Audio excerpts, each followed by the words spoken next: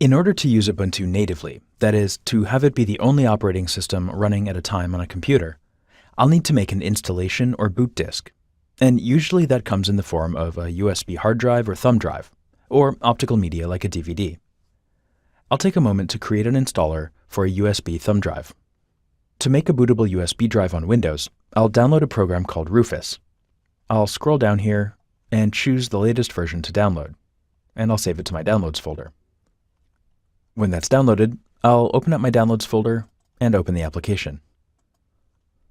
I'll say yes to allowing it to check for application updates online. I've plugged in my USB drive that I want to use, and I'll select it from the Device menu. I'll leave the boot selection menu alone, and then I'll choose Select. Here, I'll open up the ISO image that I want to use to create the installer, and I'll press Open. And we're ready. I'll click Start. Rufus is telling me that it needs to download some additional software, so I'll click Yes. Then it asks me which mode I want to use to write the data. It's recommending this ISO image mode, and I'll click OK.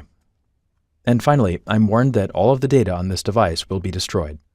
I'm OK with this, so I'll click OK. This process will take a while, and we'll speed up the video.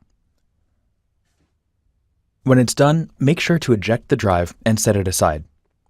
Now we have a drive that we can use to install Ubuntu.